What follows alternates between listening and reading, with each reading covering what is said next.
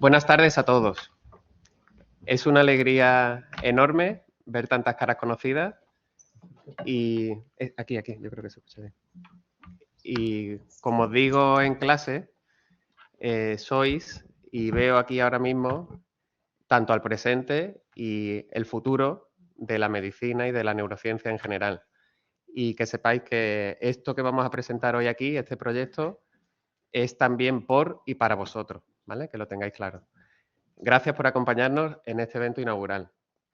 Soy, ya me conocéis mucho, el doctor Manuel Narváez, profesor titular de nuestra universidad y el director de la cátedra InBrain, Neurociencia Integrada y Bienestar.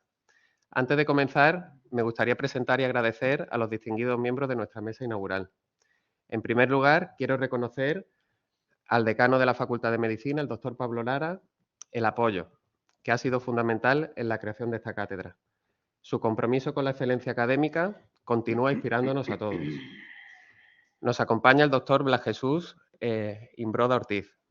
El doctor Imbroda es doctor en Derecho por la Universidad de Málaga, profesor asociado de Derecho Penal de la Universidad de Granada, decano del Ilustre Colegio de Abogados de Melilla y presidente de la Subcomisión de Extranjería y Protección Internacional del Consejo General de la Abogacía Española, y nos honrará con la conferencia inaugural posteriormente. Tenemos con nosotros al doctor Javier Dionisio Lera, director médico de Medical InBrain, la empresa mecenas de nuestra cátedra, y que comparte nuestro compromiso con la innovación en la neurociencia y el bienestar. Y, por supuesto, me complace presentar al doctor Jesús Romero Imbroda, CEO de Medical InBrain y neurólogo de reconocido prestigio. Su comprensión de las necesidades e inquietudes de los profesionales en el campo de la neurociencia y su capacidad de formar equipo han sido esenciales en la conformación de los objetivos y enfoques de nuestra cátedra. Su generosidad y la de Medical InBrain en la financiación de esta iniciativa han sido extraordinarias y por ello les estoy profundamente agradecido. Cedo la palabra al doctor Pablo Lara. Muchas gracias. Buenos días y bienvenidas y bienvenidos a este acto, que es un acto casi doble. Por un lado, de lo que es la presentación de la cátedra, aunque luego habrá posteriormente en otra fecha más adelante otro acto con este motivo, pero también la de su presentación en esta facultad, que es donde tiene sede de la conferencia inaugural. Y bienvenidas y bienvenidos a esta Facultad de Medicina, que todavía seguimos celebrando nuestro 50 aniversario, que está recién cumplido, donde ya hemos formado 7.000 médicos, donde se han defendido aproximadamente 1.500 tesis doctorales, y las cátedras de mecenazgo, las cátedras de patrocinio, son una herramienta eficacísima para precisamente seguir impulsando, con la ayuda de un mecenas, con la ayuda de una empresa que ejerce ese mecenazgo, para seguir impulsando una docencia, una investigación y una transferencia de calidad. Esta cátedra, la cátedra InBrain, cátedra de neurociencia integrada y bienestar, es la 10ª cátedra de mecenazgo que tenemos en esta facultad. Y que haya ese número de cátedras, ese patrocinio, ya es indicador también de la vitalidad, de la vida que queremos llevar en esta y que queremos sacar adelante en esta facultad de medicina. Estamos implantando un nuevo plan de estudios. Acabamos de solicitar la acreditación internacional de nuestro grado en medicina, todo, como decía el profesor Narváez, para procurar proporcionar a los futuros médicos la mejor formación posible para seguir impulsando la investigación. Y esta 10ª cátedra de la universidad en esta facultad, Neurociencia Integrada y Bienestar, es bien necesaria. Y puedo deciros además que lo digo con satisfacción y con conocimiento, porque antes lo comentaba con el doctor Romero Imbroda, que hace pocos meses hemos inaugurado también precisamente en esta misma aula magna una cátedra de salud cerebral y cognitiva. Y qué mejor complemento, qué mejor relación, qué mejor posibilidad de establecer sinergias que desde el punto de vista de la neurociencia integrada y del bienestar. Una cátedra que nace con un enfoque multidisciplinar, como no puede ser de otra manera. como intentamos realizar hoy día la investigación, como intentamos realizar hoy día la docencia, y buscando el bienestar, buscando la calidad de vida.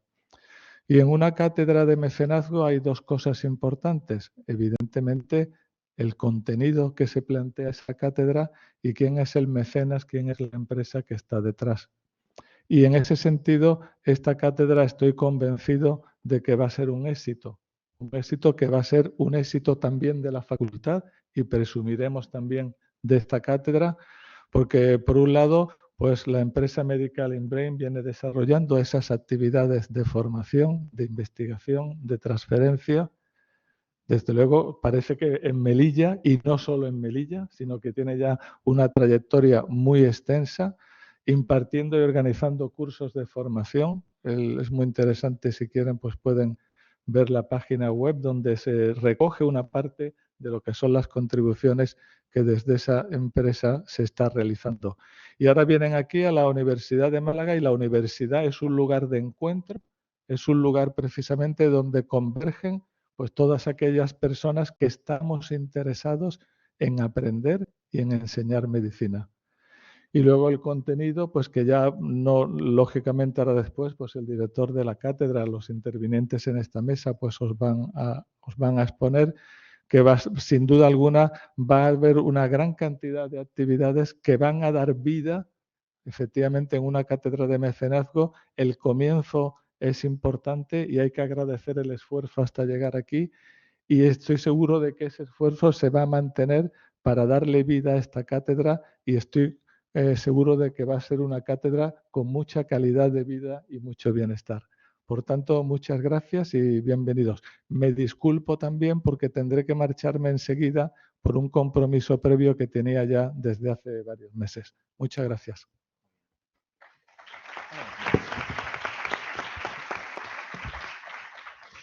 Tiene la palabra el doctor Romero Imbroda. Ilustrísimo señor decano de la Facultad de Medicina de la Universidad de Málaga, ilustrísimo señor decano del Colegio de Médicos de Melilla, ilustrísimo señor presidente del Colegio de Médicos de Melilla, autoridades del Gobierno de Melilla, director médico de INBRAIN, director de la Cátedra de INBRAIN, queridos amigos, para mí es un enorme placer estar en la Universidad de Málaga, en estas paredes donde nunca habíamos estado, para presentar la cátedra de INBRAIN. INBRAIN es el juego de palabras de INBRAIN, Imbroda y Brain, cerebro, I am Brain. Es muy chulo el concepto.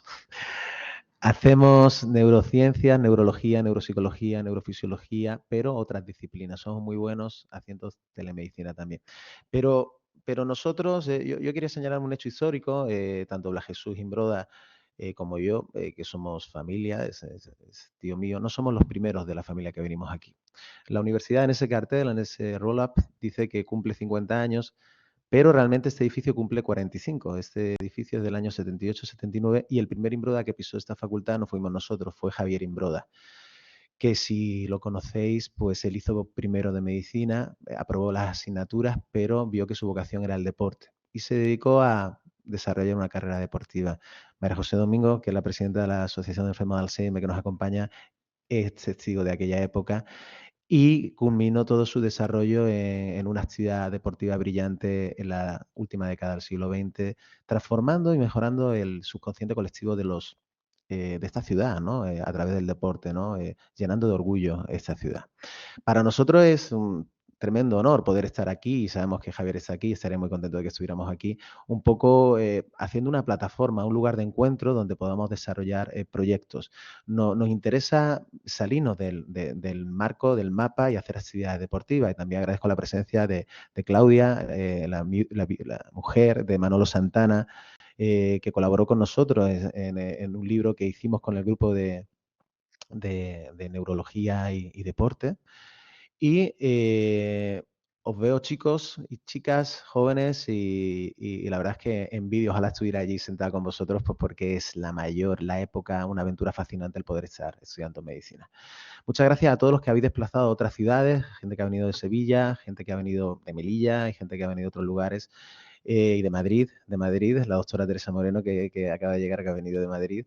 Y nada, disfrutaremos de la conferencia. Quiero agradecer de nuevo a esta facultad, a su decano, que es el presidente de la Conferencia Nacional de Decanos, también de España, y esperemos que realicemos actividades que sean satisfactorias. Tenemos que subsanar que España no seamos los líderes en neurociencia del mundo y debemos serlo. Cajal fue el mayor neurocientífico del mundo y su legado con su escuela por la guerra civil no se desarrolló como debiera. Y tenemos todas las actividades que se hagan en relación con la neurociencia sirven para subsanar esa deriva histórica. Y nada más, quiero agradecer a mi equipo, a Javier, a toda Natalia, Marina, Susana, a Cristina, a todo el equipo que está aquí, que nos acompañará a lo largo de esta jornada. Después de Cano tenemos una fiesta para celebrarlo. Es así, la universidad es fiesta también. Y muchísimas gracias por todo.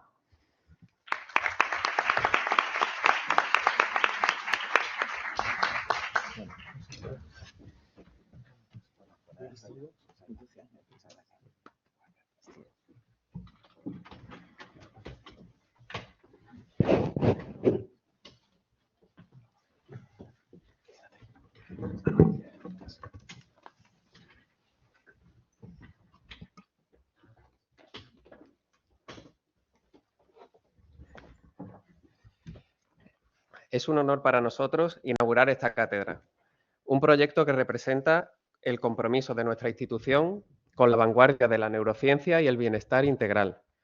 Hoy no es solo un hito para nosotros, sino un paso adelante en el camino hacia la innovación educativa y científica.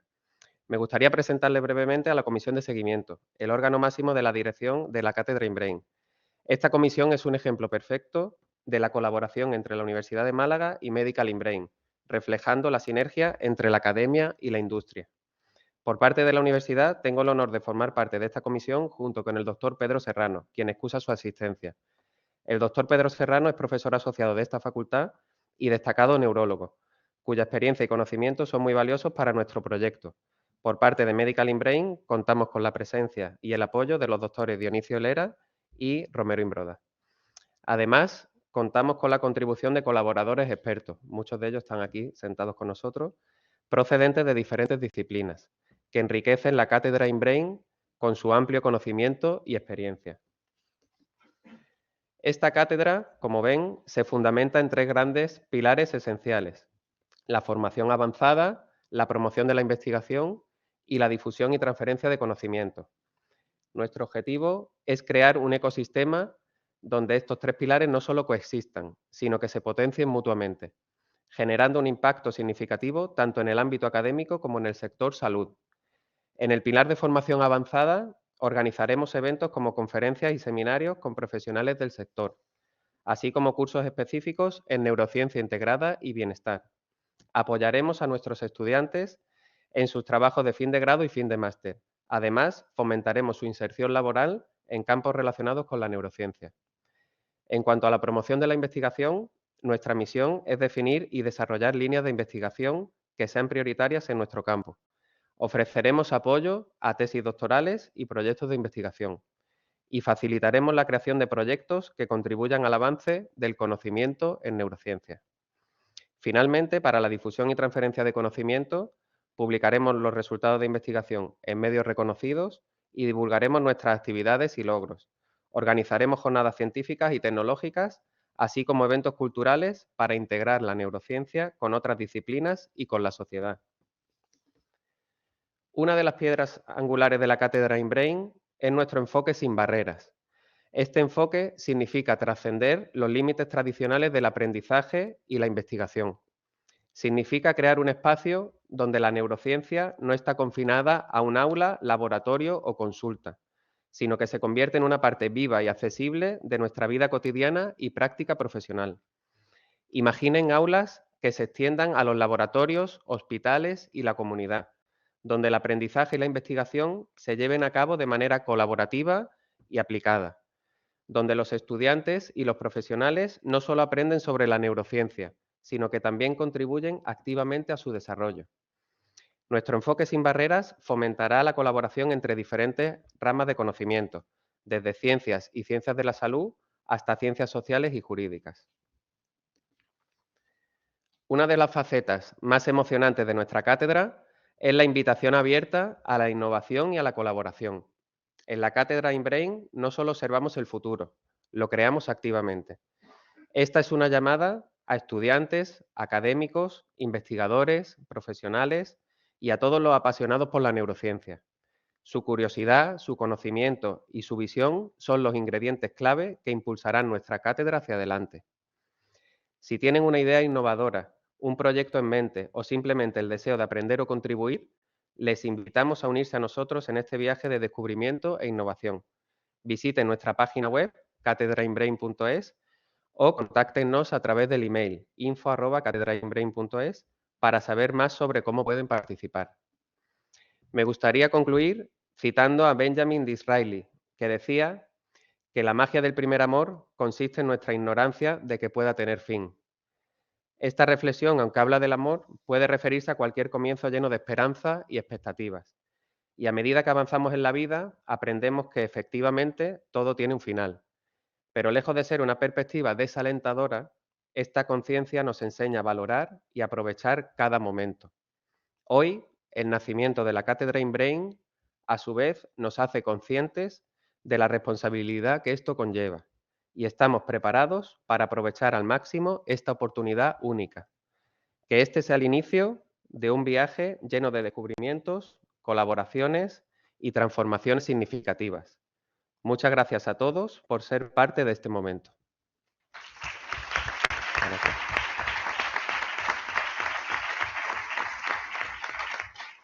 Y ahora es un placer y un honor cederle la palabra a nuestro distinguido conferenciante, el doctor Imbroda Ortiz.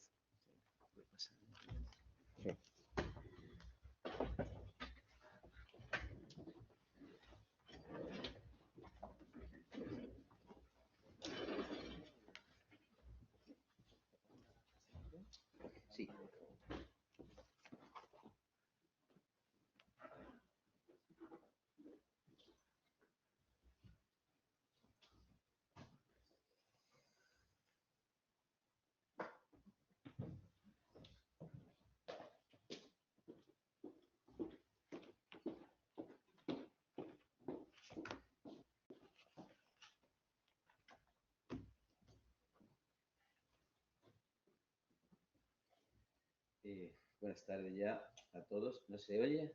No, le tengo que dar aquí. Ahora sí se oye. Decía que buenas tardes. Es un honor. Estoy viendo aquí a personas muy respetadas y muy queridas.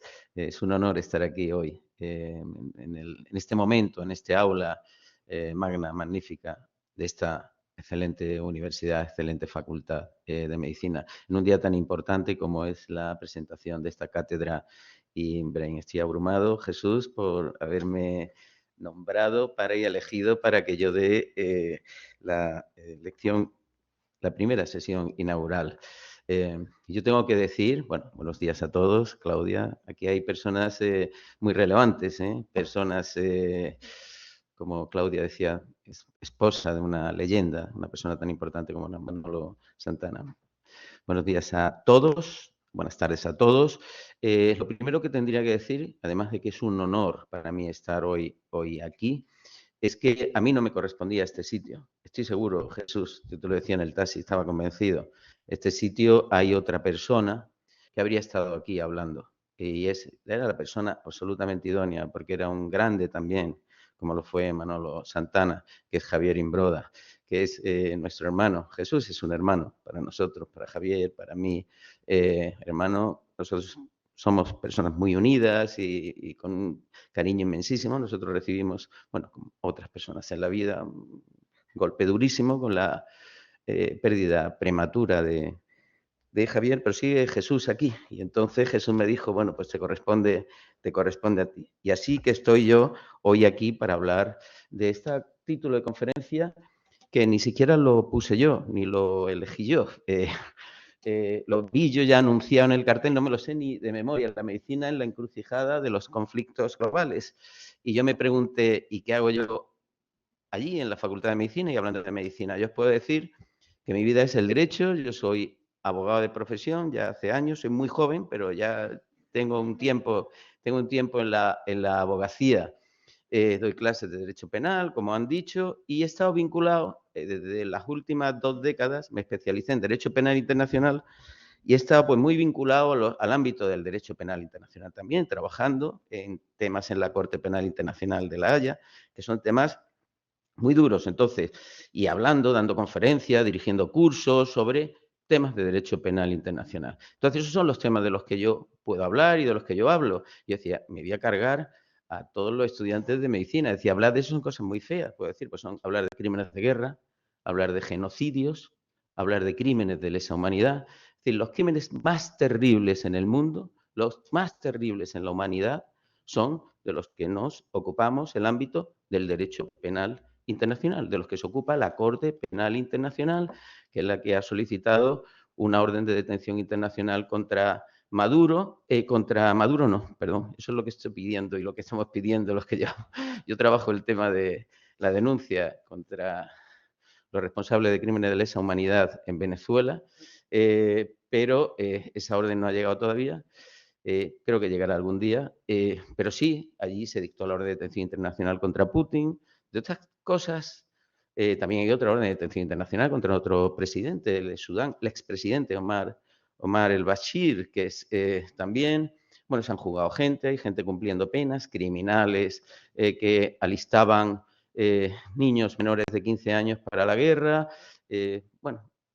Ese ámbito es del que yo podía hablar y dije, bueno, los alumnos de la Facultad de Medicina, como decía, pues no sé si tendrán tantas ganas que le hable de estas cosas. Entonces surge el título de la conferencia que me lo dan Jesús, la medicina en la encrucijada de los conflictos globales.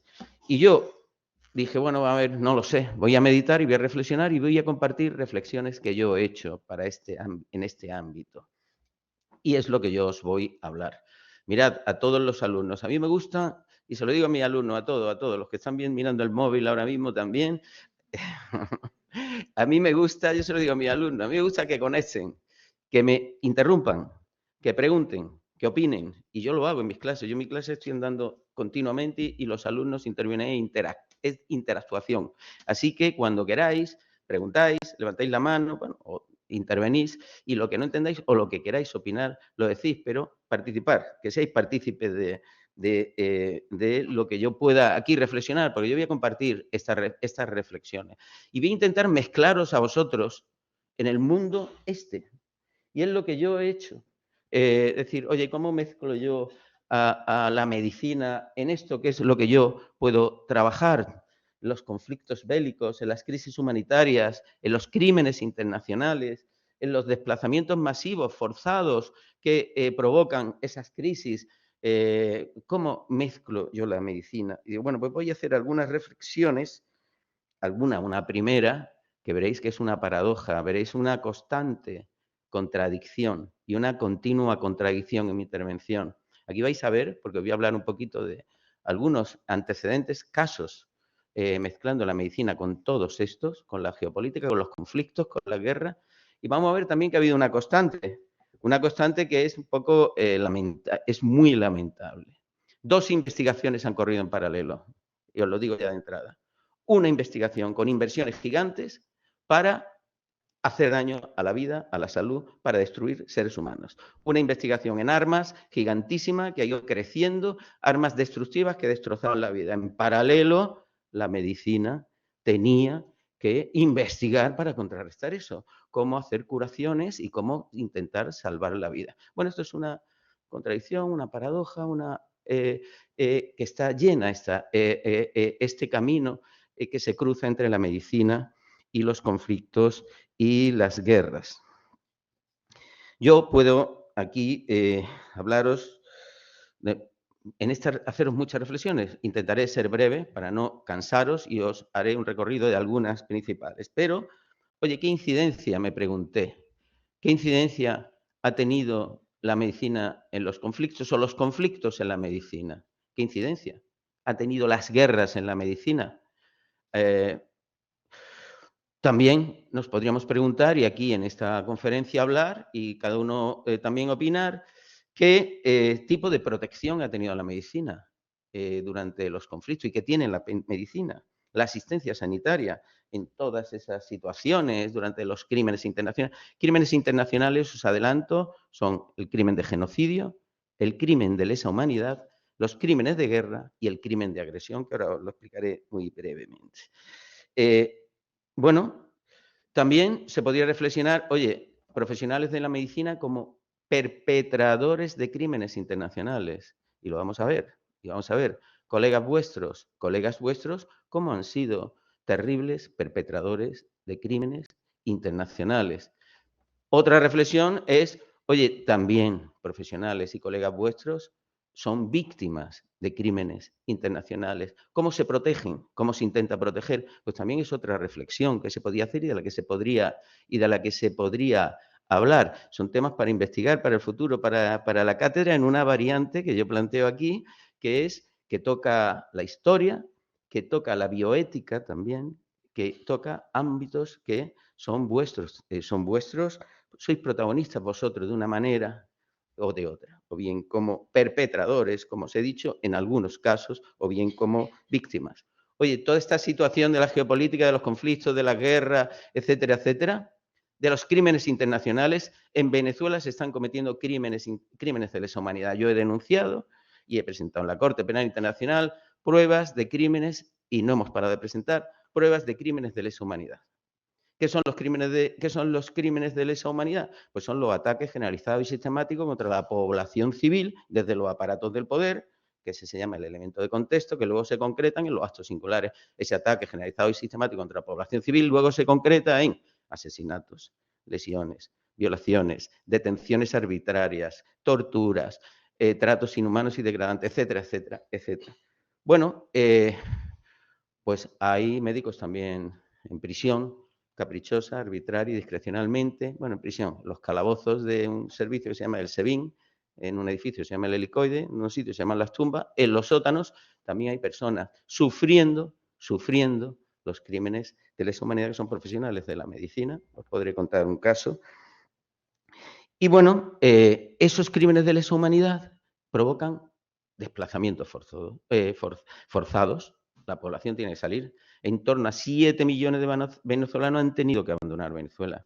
Cuando un personaje, autor de crímenes de guerra, sobre el que la Corte Penal Internacional, la Corte Penal Internacional tiene una orden de detención internacional, todo el mundo lo conoce, Vladimir Putin, ese ataque bestial y brutal, esa agresión que cometió, que es constitutiva de crímenes de guerra, en principio, a Ucrania, provocó un desplazamiento también en torno de 7 millones de ciudadanos de Ucrania. Los desplazamientos poblacionales, los procesos migratorios tienen que ver, la medicina tiene que afrontar y tiene que plantear y tiene que dar respuesta a esa situación, respuesta de atención, de asistencia sanitaria en los procesos migratorios poblacionales, flujos migratorios de África, que pueden aparecer patologías específicas, etcétera, etcétera. La medicina tiene que también armarse ahí y afrontar, pues también. Eso es ámbitos geopolíticos, esos son conflictos, esos son crímenes internacionales ante los que la medicina también tiene que ocupar un lugar. Y por último, se podría decir también, hablar un poco de los objetivos del milenio. Bueno, sobre todas estas reflexiones se puede hablar. Yo voy a ser breve, os lo prometo, si no me paráis y me echáis. Bueno, este es el siglo XX. Es magnífico, si lo veis, el siglo XX. Eso es un resumen de guerras en el siglo XX. El siglo XX son 100 años, no son tanto. Bueno, mi padre nació en 1917, vivió el siglo y parte de este siglo. Muchas familias han vivido el siglo XX. Eso es solo una parte, ahí no hay guerras civiles, etcétera, etcétera. Bueno, pues este fue el siglo XX. Siglo XX, terrible. La Primera Guerra Mundial, 1914-1918 ya dejó en torno a 10 millones de militares muertos, 10 millones de población civil, son datos aproximados. La Segunda Guerra Mundial, desde el 1 de septiembre de 1949 hasta el año 1945, pues dejó de muertos en torno hay distintas cifras, pero vamos, al menos 60, 70 millones de personas muertas en la Segunda Guerra Mundial. Así sucesivamente, y bueno, la Guerra de los Balcanes la hemos visto en televisión. Vosotros sois jóvenes, pero vuestros padres todos la han visto en televisión. Todos la han visto en el año 91, 92, 93, la guerra de Serbia, Bosnia, Croacia, Bosnia y Herzegovina, entre ellos los croatas, los serbio-croatas, los serbio-bosnios, matándose y asesinándose unos a otros. O en Ruanda, en 1994, en 3 meses, los Hutus,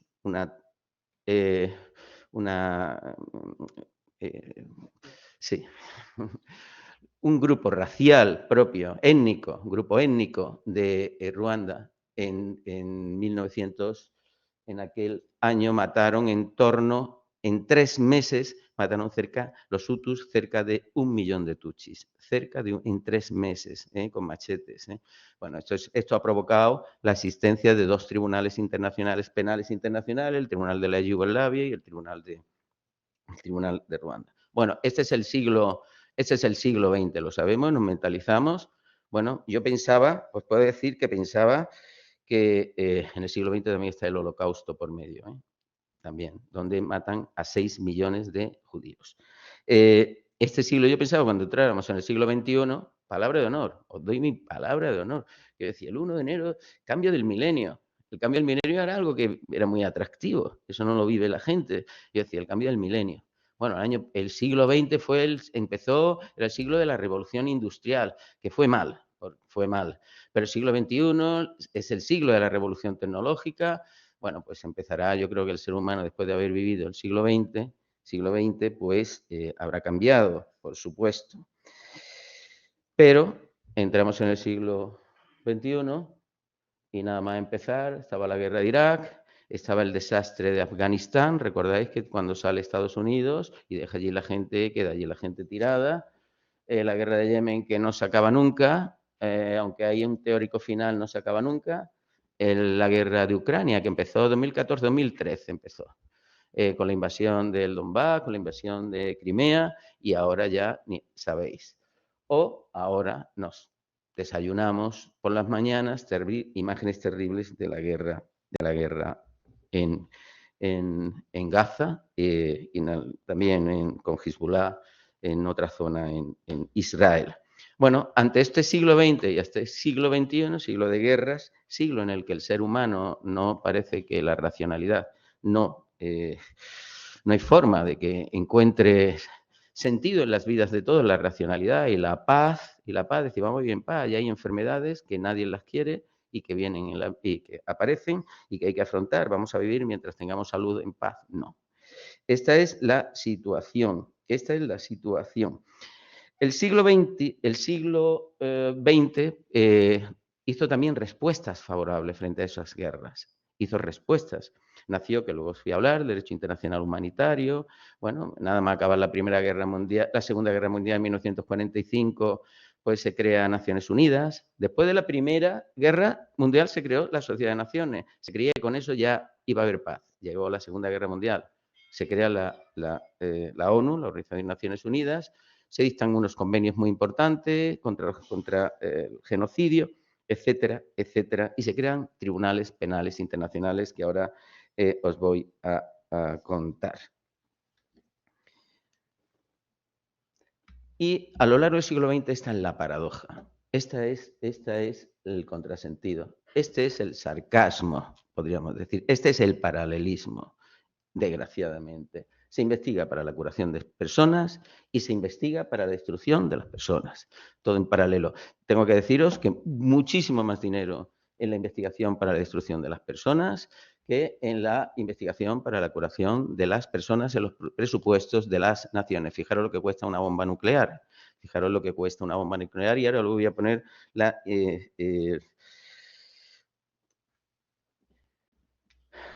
bueno, en medio de la tragedia de la guerra.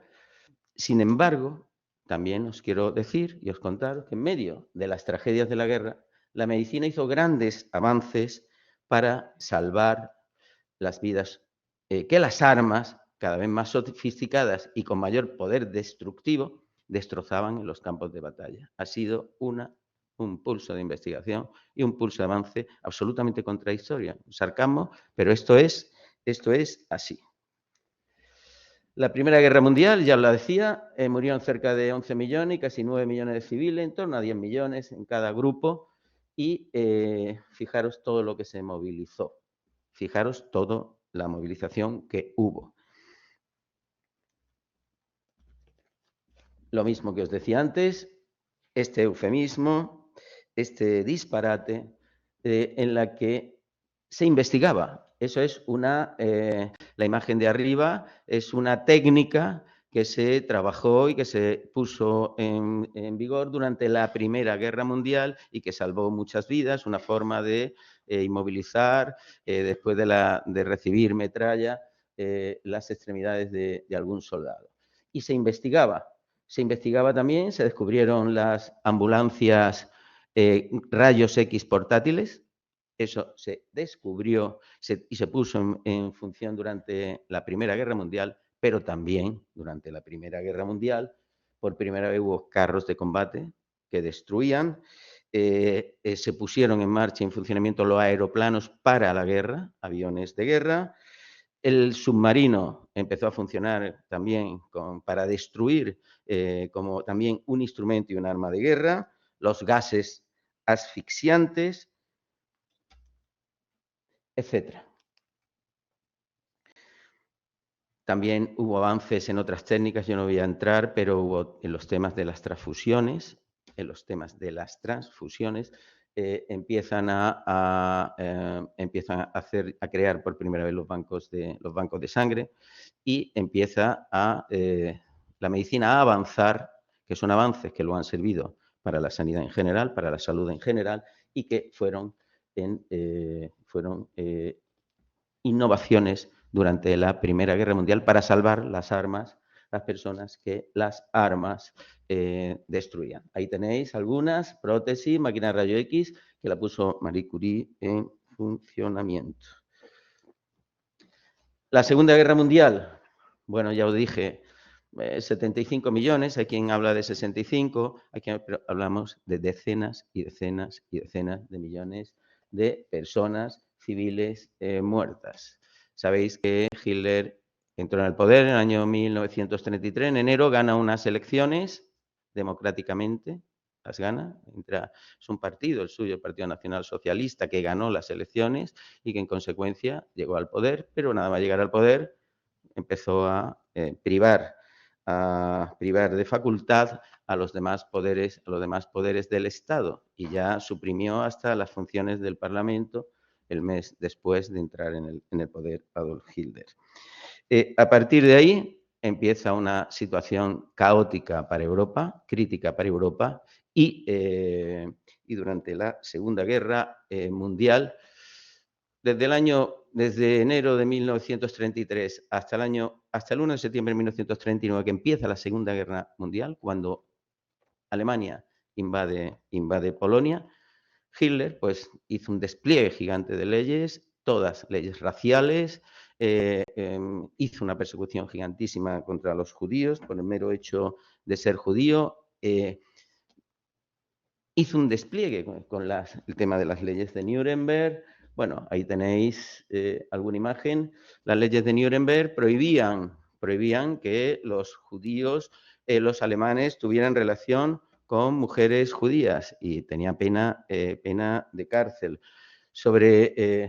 Creó una legislación terrible, hubo una persecución terrible y a partir de septiembre del año 1939 empezó propiamente lo que fue el Holocausto nazi, la persecución, el exterminio de los judíos en distintas fases, creando guetos, luego, por último, adoptando la solución final a partir de la conferencia de Wannsee y creando los campos de exterminio con las cámaras de gas. Campo de exterminio, que era una maquinaria industrial donde llevaban a los judíos de las distintas capitales de Europa y seleccionaban a cuáles eran los útiles para el trabajo y descartaban a los que no eran útiles para el trabajo, personas mayores, ancianos, ancianas, niños, mujeres, una gran parte de las mujeres, y los que no decían que tenían que darse una ducha y los llevaban a las cámaras de gas y los asesinaban.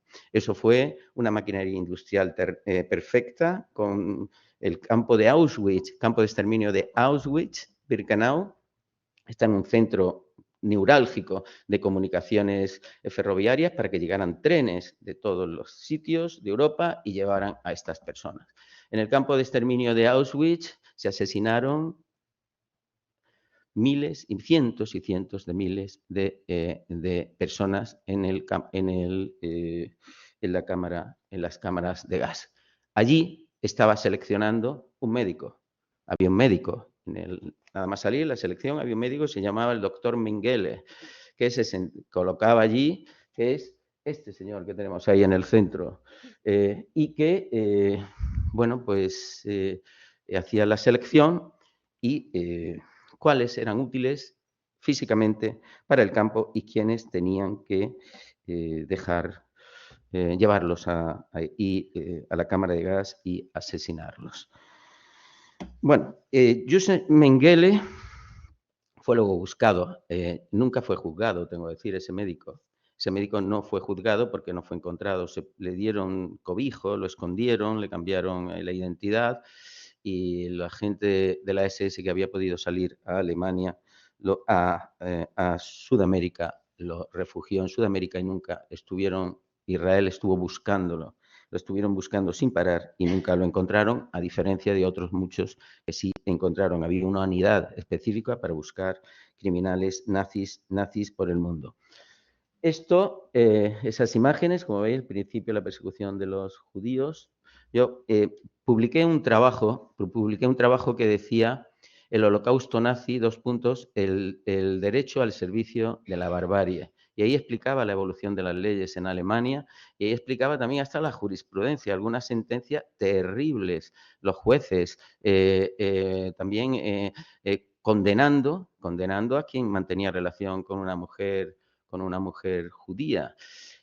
Y hubo un debate jurisprudencial que llegó al más alto tribunal porque las leyes hablaban de tener acceso, hacer la relación sexual completa y se debatió y hay una sentencia en la que se resolvió sobre si la masturbación, por ejemplo, se consideraba incursa o no dentro de la prohibición que marcaba la ley. La jurisprudencia dijo que sí, que por supuesto, que había que condenar al que tenía ese tipo de relación también, que era todo lo que diera placer y en consecuencia se perseguía a todo el que tenía una relación con una mujer judía.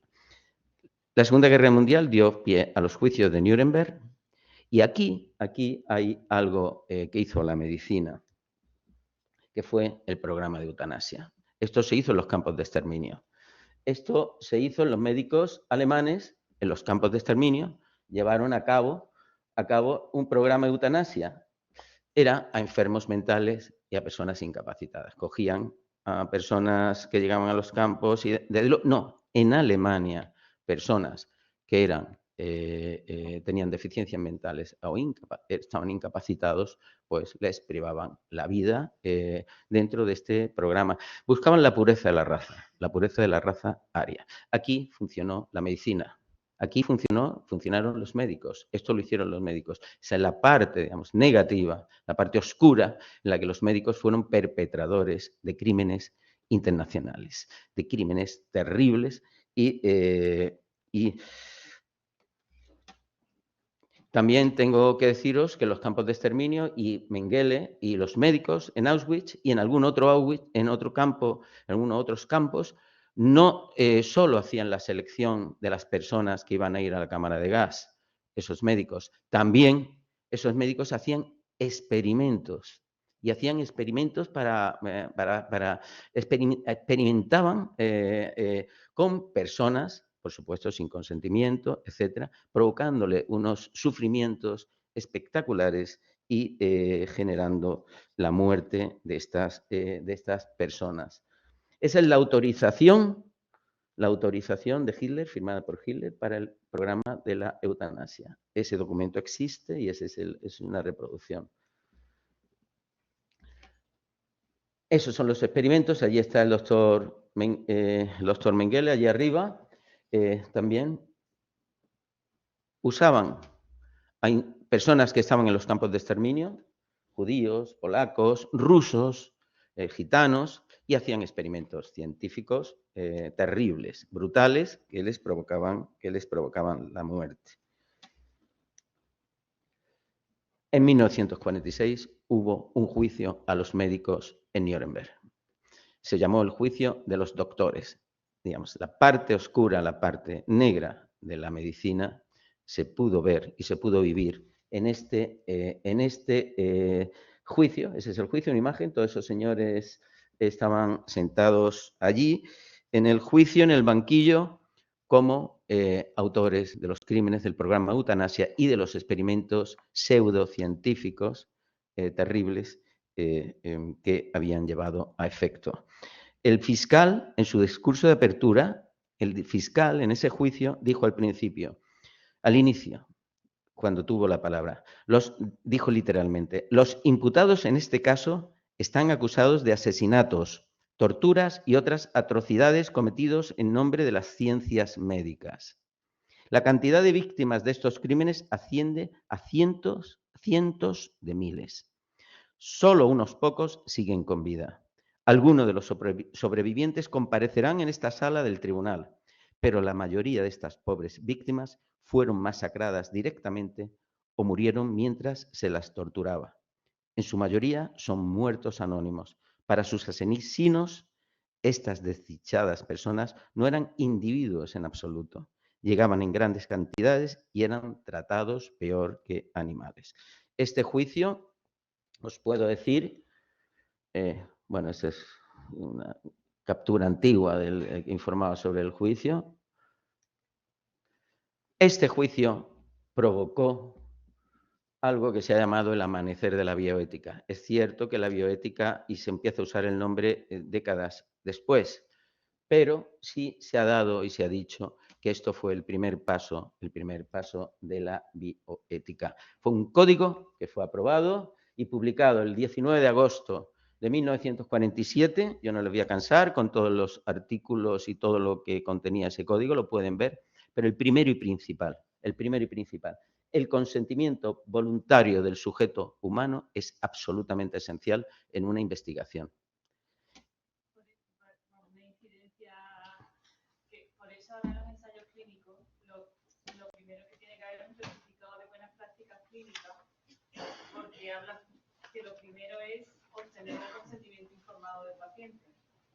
Ahora es fundamental. O sea, nada más entrar por la puerta, lo primero es que el paciente esté informado y se haya hecho una valoración riesgo-beneficio de lo que puede aportarle el ensayo clínico. Perfecto, totalmente, así es. En este código, el primer artículo es la voluntad de la persona absolutamente imprescindible para una investigación.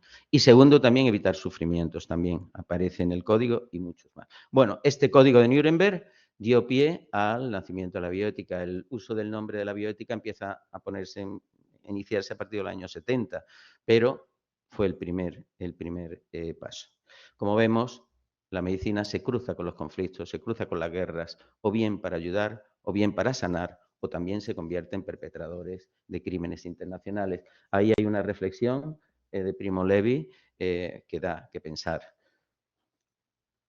Bueno, los crímenes internacionales, me he colocado para que me veáis en acción. Para que me veáis en acción. Bueno, esto no voy a hablaros. Esta es la Corte Penal Internacional de La Haya, ahí.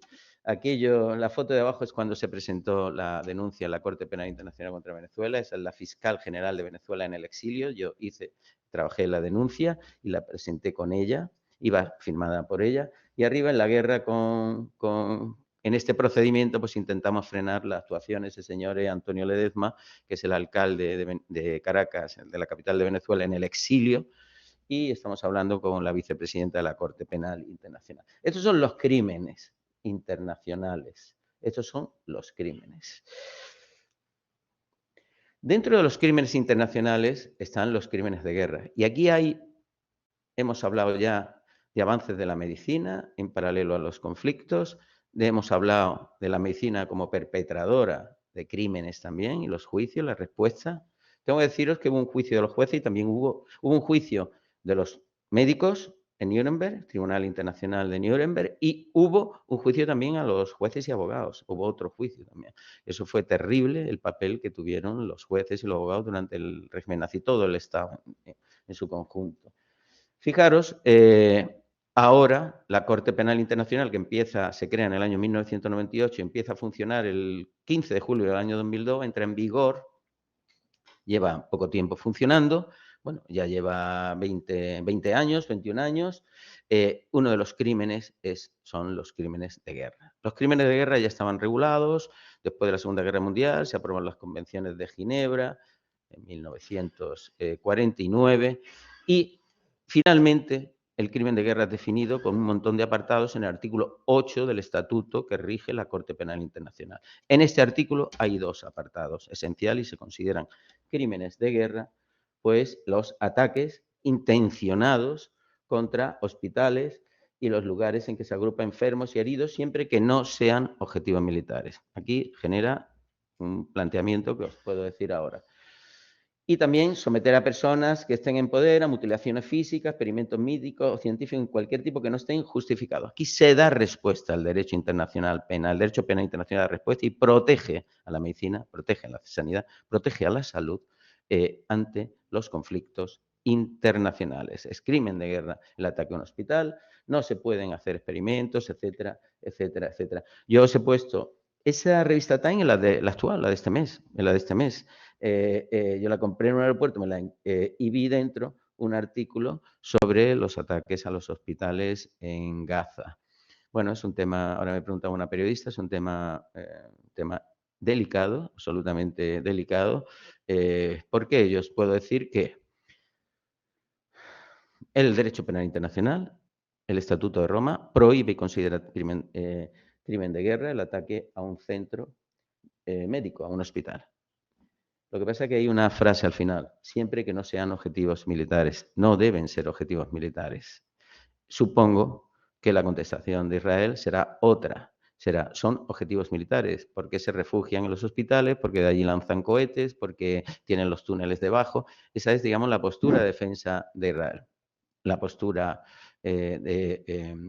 la otra postura es el derecho penal internacional prohíbe y el derecho internacional humanitario, que es el conjunto de normas para proteger a las poblaciones durante los conflictos, prohíben los ataques a los hospitales. Así que busquen ustedes medios para que no tengan que destruir hospitales. Israel dice que ellos avisan, que ellos piden que se evacúe, que jamás no deja que salga nadie, precisamente para que sigan de escudo. Los hospitales dicen desesperadamente que no se ataquen a los hospitales. Allí hay médicos, allí hay sanitarios, allí hay enfermos, allí hay niños, allí hay personas inocentes que están sufriendo una brutalidad, como sufrieron también las familias que fueron secuestradas, asesinadas. Es decir, todo un disparate y una barbaridad en su origen y luego posteriormente. Aquí se protege a la medicina y el derecho penal internacional protege a la medicina. Y este es el derecho internacional humanitario que os habla. Se ha creado todo un cuerpo legal y un cuerpo jurídico para proteger a los profesionales de la sanidad también y a la población civil. Este derecho regula, pues fijaros, es un derecho para normas para cómo tienen que ser las guerras. Fijaros, que tenía que haber una primera y única norma, no tiene que haber guerra. Pero como hay guerras, normas para ver cómo tienen que ser las guerras. Y te dicen estas normas, usted no puede atacar a la población civil, usted no puede atacar a profesionales de la medicina, usted no puede atacar a Cruz Roja, usted no puede atacar a los sanitarios, usted no puede a los detenidos, a los que coja o que se entreguen, los tiene que respetar, los tiene que respetarle la vida, etcétera, etcétera. No tiene que destruir objetivos civiles. Rusia, cuando atacó Ucrania, al inicio que salía la población, que salió muchísima población, a España también vino, en España podemos tener en torno a 250.000 ucranianos, había 100 y pico mil antes de la guerra, ya aquí en España, pero 150, el doble son personas que vinieron cuando la guerra. Los pasillos humanitarios que son los pasillos que solicitaron que no fueran bombardeados, porque son el pasillo donde iban las mujeres, los niños, etcétera, camino de las fronteras para salir, todo el flujo de personas eran bombardeados por Rusia. Eso es un crimen de guerra terrible. También tengo que deciros que Putin tiene una orden de detención internacional porque secuestraron niños, se llevaron niños, vaciaron las poblaciones del Donbass de niños, los cogieron y se los llevaron, se los quitaron y se los llevaron. Y los tienen en centros ellos allí, y por secuestro de niños, que también es un crimen de guerra, y el derecho internacional humanitario lo prohíbe. Y luego, ya voy a ir acabando, os digo, también frente a los fenómenos migratorios, la medicina, esto es otro tema geopolítico actual. La medicina tiene que responder. Y la medicina tiene... Sobre esto, pues hay también temas para investigar. Sobre cada apartado que estoy exponiendo aquí, es un apartado de reflexión para poder investigar, para poder trabajar, para poder pensar. Y, pues, bueno, dos fenómenos migratorios, los flujos migratorios de muchos países que son migrantes que se juegan la vida porque buscan una oportunidad de vida que les está vedada en sus países de origen y buscan una mejora, buscan no una mejora de su vida, una oportunidad de vida que allí no tienen, que es, y luego están todos los flujos migratorios que precisan protección internacional, que eso lo hacemos, y eso es el área que yo dirijo en el Consejo General de la Abogacía, que es todo lo relativo a protección internacional, a derecho de asilo, medidas humanitarias que se llaman de protección subsidiaria, etcétera, que son gente que están siendo perseguidas y que precisan el apoyo y la protección de otros países. Nosotros estamos obligados por tratados internacionales y precisan la solidaridad y el apoyo de otros países. Eso no solo por perseguidos de políticos, como ocurre en Venezuela, son también por la guerra, como ocurre con la gente de Ucrania, ocurre gente de Siria,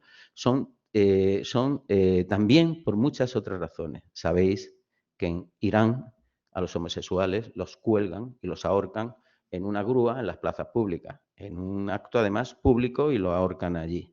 Esas personas que puedan salir, homosexuales que puedan salir de países que son perseguidos, tienen derecho también a la protección internacional. Ante este fenómeno entran personas que precisan una atención médica específica y una atención de la medicina y de la salud. La salud pública y el estudio de la salud pública no solo es nacional, es internacional, y precisa hay una investigación y medidas para afrontar distintas situaciones que se pueden encontrar con enfermedades nuevas, con patologías nuevas, etcétera, etcétera, etcétera.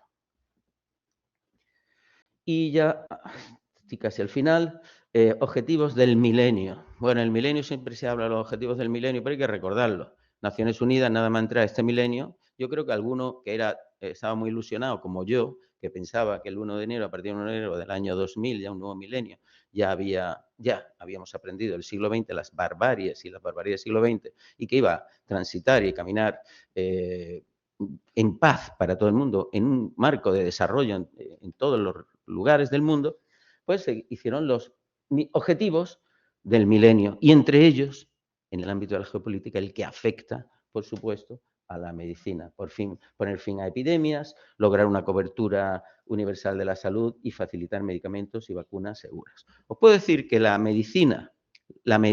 sanidad, es en los años 90 cuando en Estados Unidos empieza a considerar, crearon lo que se llamaba Global Health, que era la salud global, la salud mundial. Y empezaron a pensar que los temas de salud no eran solo nacionales, que la seguridad de los países no solo dependía en el ámbito de la salud, en el ámbito de la sanidad, de los temas internos nacionales, sino que el tema que había que afrontar es la salud internacional, y colocaron como objetivo geopolítico y como objetivo de seguridad y como objetivo de desarrollo el ámbito de la sanidad, el ámbito de la atención sanitaria, el ámbito de la salud pública. Bueno, esto es un objetivo eso es uno de los objetivos del milenio en los que se está trabajando.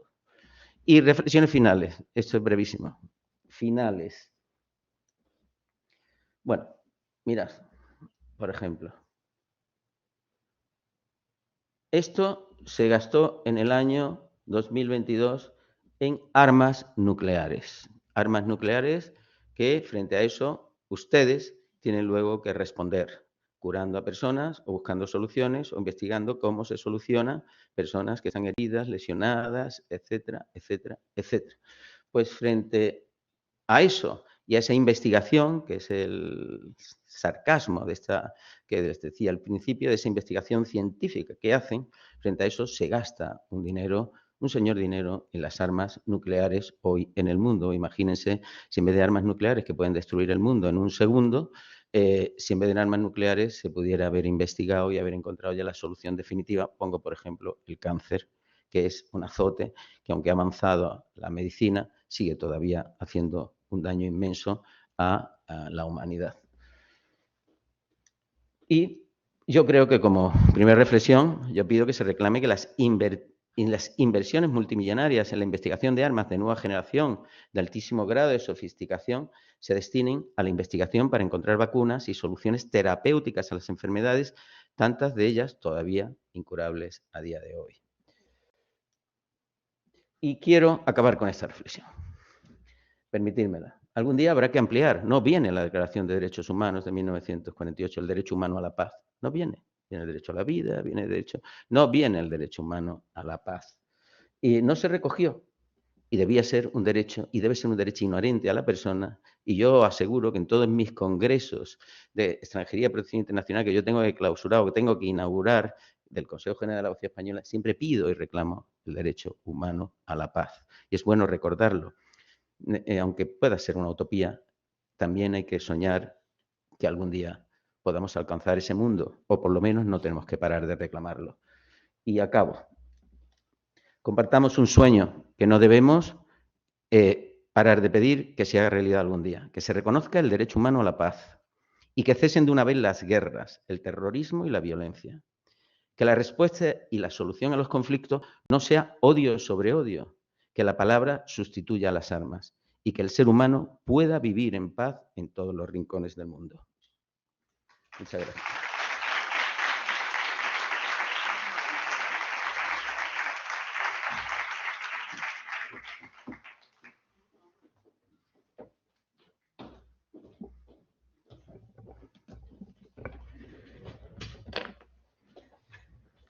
Muchas gracias, doctor Imbroda, por su magnífica conferencia.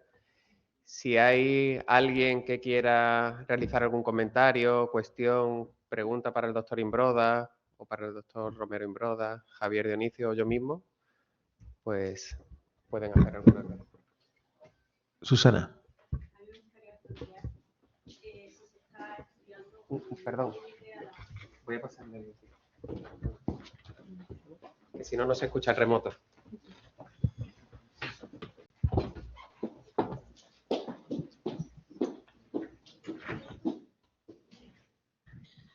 Buenas tardes a todos.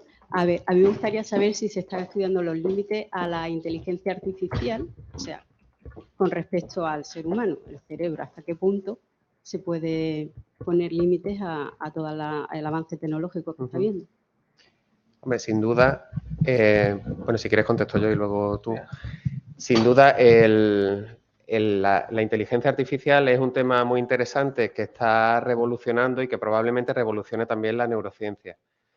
Es algo que no tiene por qué ser negativo, sino que yo creo que va a dar lugar a muchos avances, de hecho ya los hay, para el futuro. Es muy interesante y, de hecho, tenía en mente que vamos a organizar para el año que viene alguna sesión, conferencia sobre inteligencia artificial y neurociencia. Pero que no tiene por qué ser algo negativo. Evidentemente es como todo, como ha comentado el doctor Imbroda, siempre estará la parte, digamos, hacia el lado oscuro y que la utilice también para armas de destrucción masiva, guerras y demás, pero en nuestro ámbito, digamos que es el fomento del bienestar integral y la salud, pues yo creo que va a suponer una revolución toda la inteligencia artificial, desde capacidades de detección a nivel molecular hasta pruebas de diagnóstico de imagen, big data y todo análisis de pacientes, que vamos a lograr diagnósticos tempranos y muchos más avances en un futuro cercano. Esperemos que sea así. Bueno, yo quiero dar las gracias al conferenciante, a Hola Jesús, por haber cogido el guante, el reto y haberlo hecho de manera tan brillante la conferencia. La verdad es que después la cuestión es que con las guerras avanza también la medicina, ¿no? Ese contrapeso hace que en conflictos tan duros como, por ejemplo, el desastre anual en el 21, se inventó la epidural en Melilla, ¿no? Fidel Pagés fue un médico cirujano militar español que fue el que describió por qué había que anestesiar de alguna manera a cirugías traumáticas, ¿no? De miembros inferiores, ¿no? Y al final, cómo ese contrapunto, la verdad es que son reflexiones que llevan, ¿no? Es decir, sacar lo peor y lo mejor también. Una de las cosas favorables a la humanidad es, y que vemos en neurociencia en los últimos años, es que en los últimos años ha caído un poco, ¿no? Las incidencias y prevalencia de enfermedades neurodegenerativas como el Alzheimer, ¿no?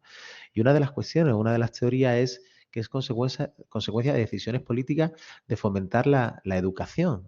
Es decir, cuanto más se educa a una población, más se neuroprotege, ¿no? Desarrolla la reserva cognitiva. No es una cosa que veamos de un año para otro, son decisiones de hace 50, 60, 70 años que estamos viendo ese impacto de esas decisiones de educar frente al analfabetismo y que toda la población pues tenga pues acceso a estudios básicos, ¿no?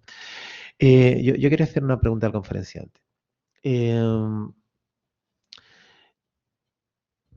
va a pasar con Israel y Gaza? Es una pregunta complicada.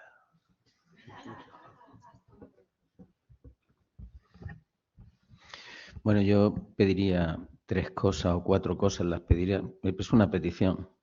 Lo primero, principal y fundamental, es terrible, es horroroso que haya bebés en túneles alejados de sus padres, mayores, ancianas, ancianos.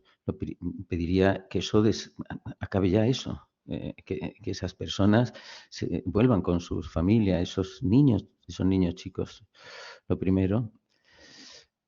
Lo segundo, me gustaría que parara la guerra definitivamente, que fuera definitiva, que no siga esa destrucción tan terrible. Me gustaría que jamás no practicara terrorismo. Son ilusiones. Y que Israel tampoco bombardeara indiscriminadamente. Israel te va a decir y nos va a contestar ahora mismo que ellos tienen que acabar con Hamás porque Hamás quiere acabar con ellos y que ellos son terroristas y como ellos son terroristas quieren acabar con ellos y tienen que acabar con Hamás. Yo digo, me encantaría que, no sé, que ahora que yo también veo una oportunidad porque veo a Estados Unidos muy activo y Estados Unidos ha sido muy activo y está tomando un papel protagonista en toda esta tregua. Veo también muy activo a Qatar, que Qatar tiene relaciones, tiene al líder se llama Haniyeh, el líder de Hamás lo tiene allí, es decir, tiene unas relaciones grandes Qatar con esta gente de allí, con gente de Hamás, y la veo también muy activa. También veo muy activa a Egipto en todo esto, en el paso de los pasillos humanitarios, etcétera, etcétera, etcétera. Pues a mí me encantaría que Egipto, Qatar, Estados Unidos, que son fuertes por la influencia que tiene Qatar, Egipto, porque es un país importantísimo árabe, y Estados Unidos, pues la primera potencia mundial, me encantaría que ya hubiera una presión gigante y que se liberaran a todos y que no hubiera que disparar ni un solo tiro más y que además haya una paz y, no sé, y por supuesto, y exista el Estado de Palestina, además del Estado de Israel, y que coexistan pacíficamente ambos estados. Eso lo digo, ¿es fácil? Pues como comprenderán, no será nada fácil, hay también hay mucha irracionalidad, planteamientos irracionales y primitivos, que no voy a entrar, y luego también hay influencias externas y guerras y tensiones externas, la tensión entre Irán y Arabia Saudí también, de alguna manera esto ha generado todo lo que luego ha desembocado. Irán apoya a Hamás, Irán considera a Arabia enemiga, Arabia estaba a punto de firmar relaciones y establecer ya relaciones definitivas con Arabia. Yo no sé, luego hay tensiones entre otros, entre los chiitas, los sunitas, bueno, todo eso también son puntos negativos. Pero bueno, una fuerza, si se hiciera una fuerza importante, diplomática, cuando hablo de fuerza, hablo de diplomática, y de alguna manera Estados Unidos, Qatar se comprometiera y Egipto se comprometiera y se cargaran las pilas, yo creo que se podría solucionar. ¿Por qué no se puede solucionar? Llevamos 6 días, ¿no? 4 días, o 5 o 6 días. 6 días en los que se están liberando personas. Y 6 días en los que no cae una bomba. Y 6 días en los que no se dan un tiro. Yo veo hasta los de Hamás en la imagen esta, que yo creo que son impostadas, en las que se saludan, adiós a los rehenes. Ojalá tengan dosis de humanidad, jamás, que no lo demostraron el día que entraron, y ojalá también la tenga Israel y no esté tirando bombas, Yo pienso, y lo decía ahí, la solución no tiene que ser odio sobre odio y más odio. Eso existe allí. Y no es odio sobre odio y más odio. Habrá un día que esto desaparezca. Habrá un día que alguien aquí en esta universidad, dentro de, no sé, un siglo o dos o no sé cuándo, contará también como una experiencia lo que pasó en aquel momento y lo que pasaba entre Israel y Palestina. E Israel y Palestina coexistirán y convivirán como dos países sin problemas y preocupados y ocupados del desarrollo de cada una de sus poblaciones. Eso va a ocurrir. Lo que pasa es que en el camino pues son vidas y vidas las que se van perdiendo.